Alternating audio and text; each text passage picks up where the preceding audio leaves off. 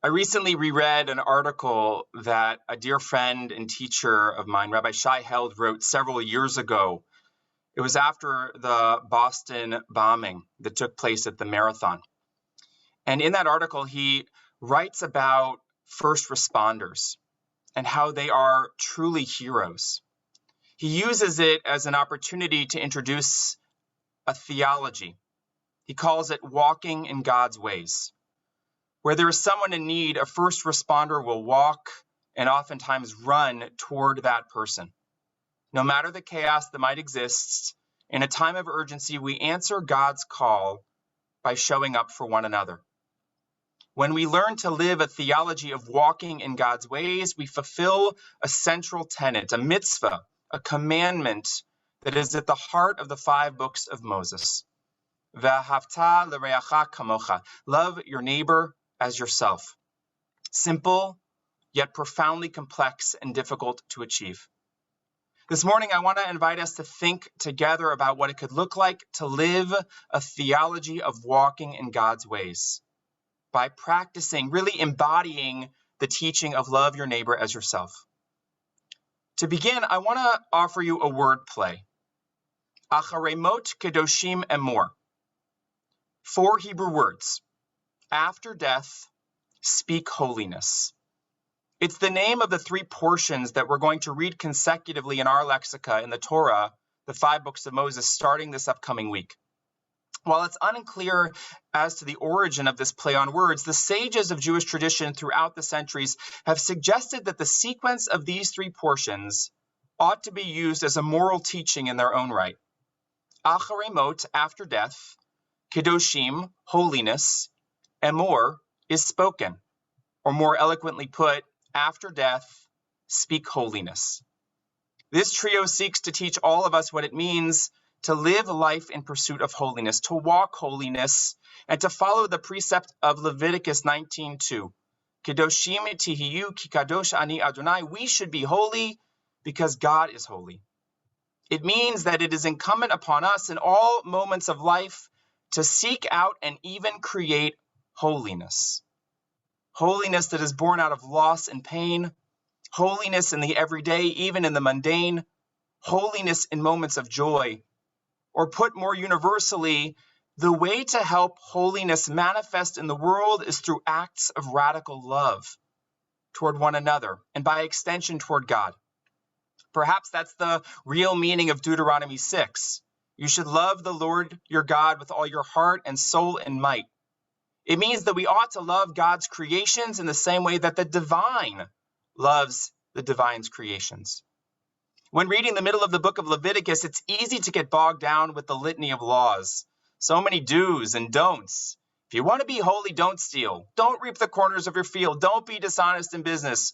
Don't take advantage of the vulnerable. Don't murder. Don't commit adultery. Don't worship other gods, and on and on and on.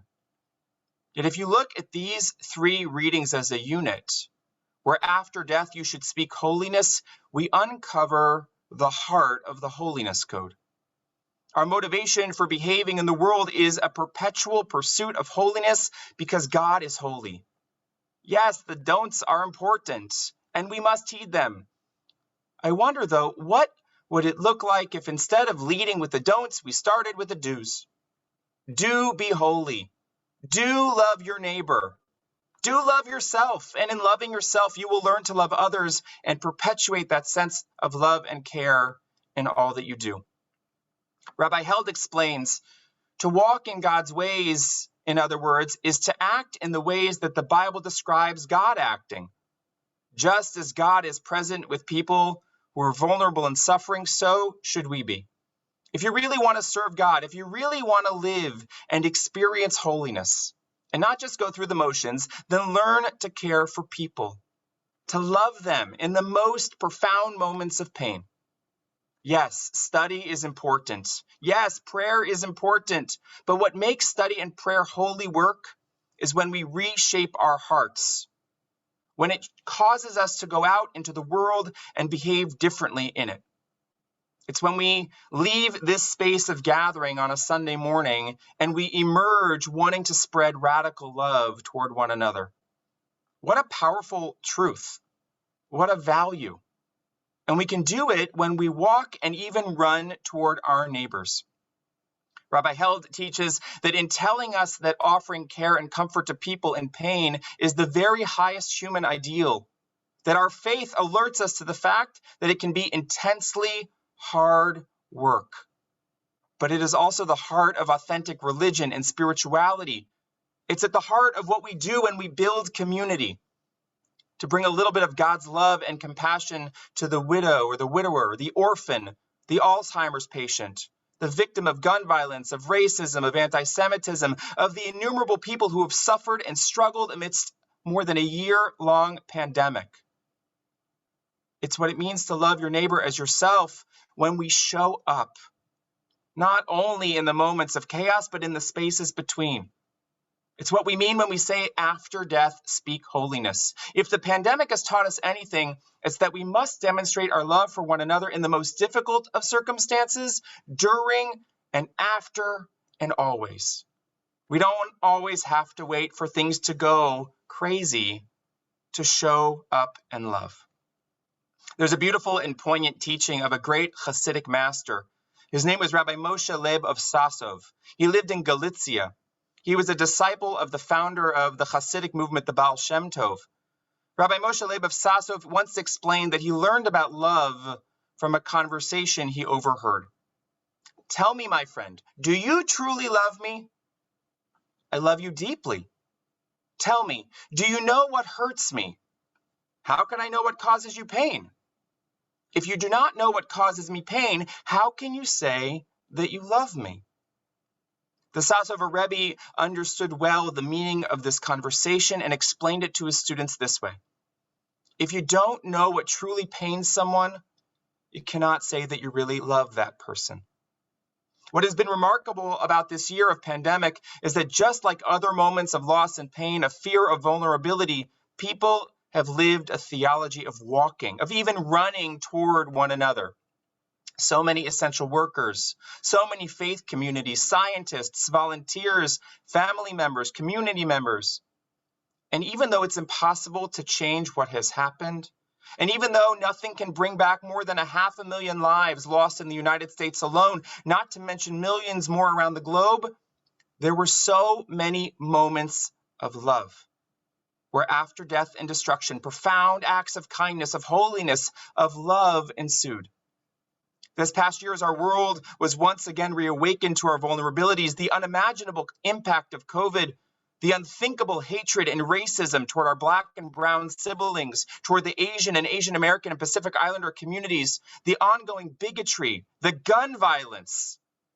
Even amidst all of the evil that continues to plague the world, our collective faith traditions teach us that love can always be stronger than hate. If we choose to love, to speak and live holiness after death, we will move closer toward healing our broken world.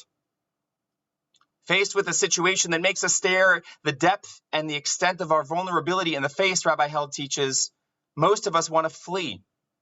Here then is the message that comes from my tradition, and I believe from all of our traditions, one that's ubiquitous across faiths. Do you want to serve God? Do you want to love God? Then run towards the very people and places that you most want to run away from. You want to be religious? Learn to be present for other people when they are in pain, and all the rest is commentary. This is what first responders do. Without calling attention to themselves or congratulating themselves, they run towards human suffering instead of running away from it.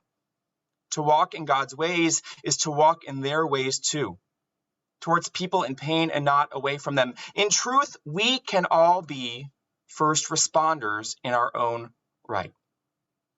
It is in moments of profound sadness, brokenness, and loss that I am most often reminded that love and heroism don't require running into burning buildings. They don't require a big, huge bouquet of flowers. Rather, it's usually the small, simple acts of love that have the greatest impact. Take a moment. Think back to what those were for you over the last year. Maybe someone who called you or someone that you called. Maybe someone left you a message in sidewalk chalk outside your house.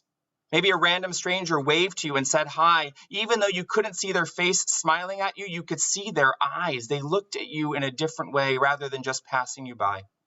And of course, every single healthcare worker and teacher and scientist, the people who stocked the shelves at the grocery stores, people who showed up and said, I'll go shopping for you, or they helped you get an appointment for your vaccine. And all of the people that were unseen, perhaps even one of you, publicly or privately.